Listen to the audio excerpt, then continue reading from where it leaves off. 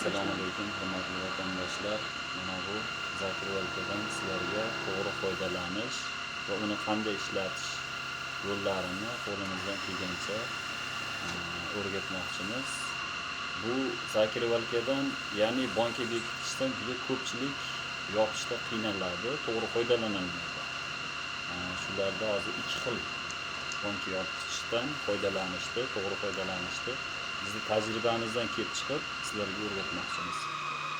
Bu zakrivalkalarda bilsalaring, mana bu yuzasi ko'pida zaklovka bo'ladi. Bularda biz o'zimiz tayyorlagan zakrivalkalarda bu zaklovka emas, ya'ni svarka qilingan. Svarka qilingan uzoq muddat xizmat ko'rsatadi. Ham pachimlikli, ham oddiy rolikli. Ikkala zakrivalkadan hozir foydalanishni sizlarga ko'rsatib o'tamiz. Birinchi yangi olinganda zakrivalkani ko'p joyda yog'langan bo'ladi, lekin har safar ishlatganda shu ishqalanadigan joylariga yog' tekkizib foydalanilsa, uzoq muddat sizlarga xizmat ko'rsatadi. Bu mashina yog'idan foydalaninglar. Agar uydagi xo'jalik yog'lari, ya'ni sinichka yog'i, paxta yog'i deyiladi-yu, shu yog'lardan foydalansalaring, bu mexanizm shikastlanishiga, ya'ni bu narsa yog'lashmas, ya'ni uni buzilishiga olib keladi. Bu zakrivalkani ko'pchilikda bilsalaring, buni joylar stayishga, plitka, qattiq joylarda tagiga mana bunday materiallarni yumshoq yoki qog'oz material shularni ustiga qo'yib turib nima qilsa sirpanish bo'lmaydi. Hozir mavsum bo'lmaganligi uchun zakrivalkadan foydalanishni oddiy suvga bekitib, yopib sizlarga ko'rsatmoqchimiz. Yog'lanib, moylab bo'lgandan keyin zakrivalkani qopqog'i ustidan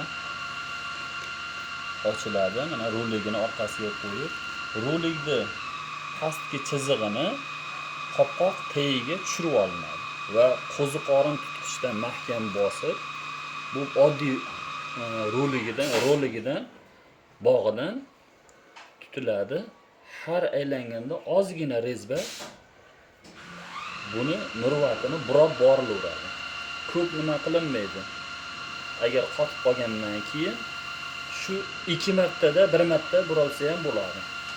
7 marta yoki 8 marta shunda ichida bu bankani yopib bo'ladi, tayyor bo'ladi.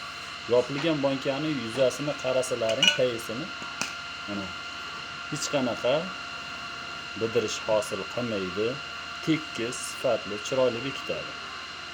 Bu zakrivalka hozir bu mana bu oddiy rolikli zakrivalka.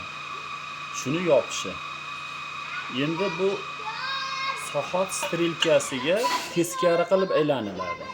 Teskari qilib aylantirilganda rolik bu tarafga aylanadi-da, mana bu yerdagi bo'lit bo'shamaydi. Rolik bu tarafiga aylanganligini hisobiga.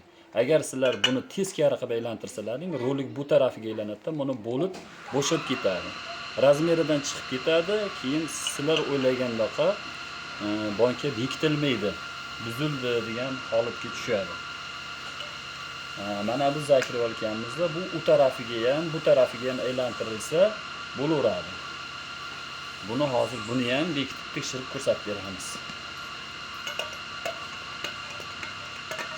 Agar zakrivalka sifatli bekitilsa, juda ham qattiq bekitadi. Har qanday gazli narsalarni uzoq muddat yaxshi saqlashiga yaxshi saqlaydi.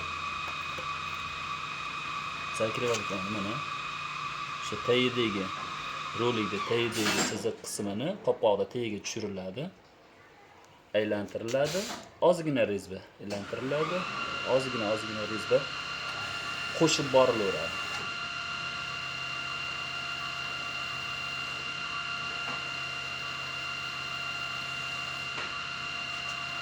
Yopilgan mana qopqoq nihoyatda tekis, silliq, ortiqcha rezinalari tashqariga chetga chiqib ketadi.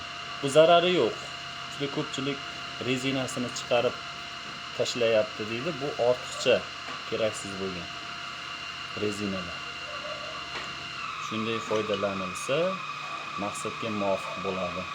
Keyin Agar yaxshi sifatli bekilganligini bilmoqchi bo'lsangiz, bankani teskari qilib qo'ysangiz, bu suv oqishlar bo'lmaydi, pufakchalar hosil bo'lmaydi.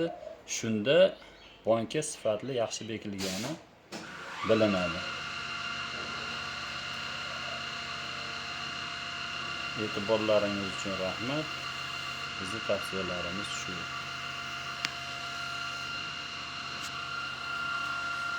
Bo'ldi?